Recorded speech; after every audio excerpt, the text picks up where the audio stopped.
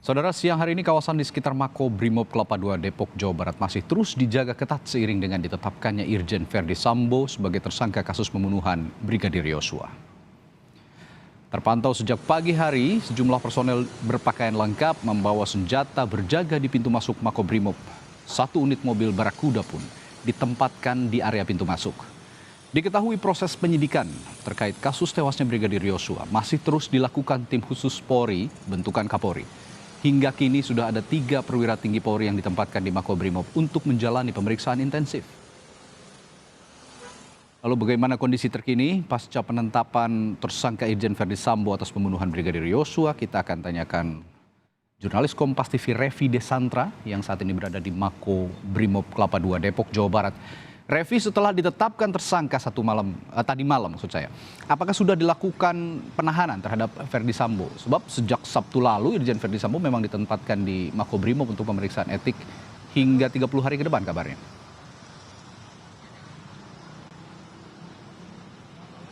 Ya baik, Radi dan juga saudara, memang kalau informasi terbaru yang kami dapatkan hingga saat ini adalah Irjen Verdi Sambo ini masih ditempatkan di Makobrimob Kelapa II Depok. Tetapi kemudian apakah ia ditempatkan ini dan juga sudah ditahan karena sekarang statusnya sudah sebagai tersangka, inilah yang kami masih harus konfirmasi lagi karena belum ada keterangan resmi dari pihak Polri apakah kemudian Irjen Verdi Sambo sudah ditahan begitu ya.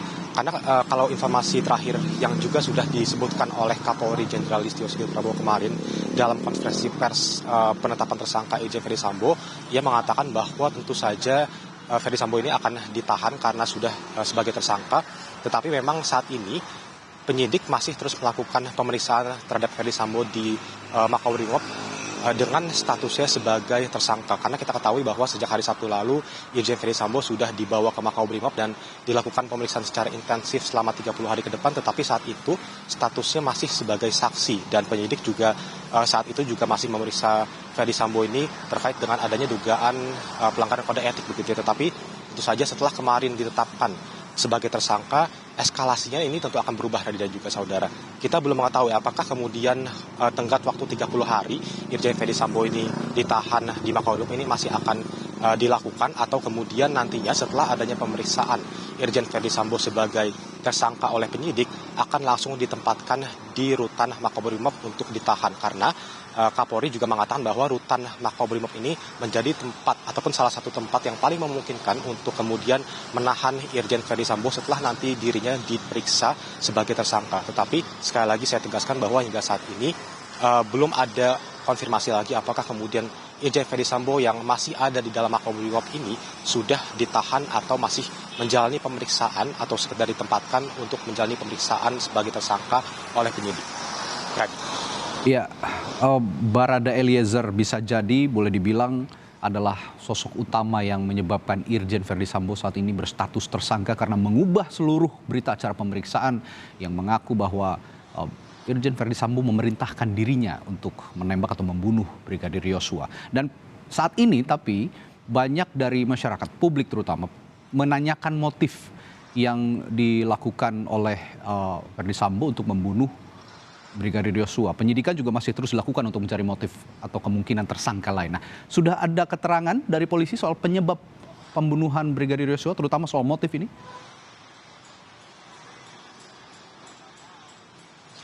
Ya, Radi, terkait dengan keterangan ataupun motif, inilah yang juga kami masih tunggu begitu ya, atau masih kami tunggu konfirmasinya, karena kalau dari Kapolri sendiri kemarin mengatakan bahwa untuk motif ini akan didalami setelah ini. Tetapi memang sudah kita ketahui bahwa kemarin Kapolri Jenderal Listio Sigit Prabowo dalam konferensi pers sudah menjelaskan dengan sangat detail bagaimana kemudian kronologi asli ataupun kronologi yang sebenarnya terjadi, di mana tentunya sudah kita ketahui bahwa Irjen Verdi Sambo ini merupakan dalang utama di balik dari tewasnya Brigadir Yosua, di mana ia menyuruh Barada Eliezer ini untuk kemudian menembak, dan juga tentu saja dari pernyataan Kapolri ini mengatakan bahwa ia juga sampai memanipulasi begitu ya tempat kejadian perkara agar terlihat seperti adanya tembak-menembak. Nah, terkait dengan motif ini, berikut ini sebelumnya kami akan hadirkan sedikit cuplikan dari apa yang sudah disampaikan kemarin oleh Kapolri Jenderal Listio Sigit Prabowo. Tadi sudah saya jelaskan bahwa terkait dengan motif, saat ini sedang dilakukan pendalaman terhadap saksi-saksi dan juga terhadap Ibu Putri. Jadi saat ini belum bisa kita simpulkan, namun yang pasti ini menjadi pemicu utama terjadinya peristiwa pembunuhan. Untuk apa kesimpulannya, tim saat ini terus bekerja, ada beberapa saksi yang saat ini sedang diperiksa dan tentunya nanti akan kita informasikan.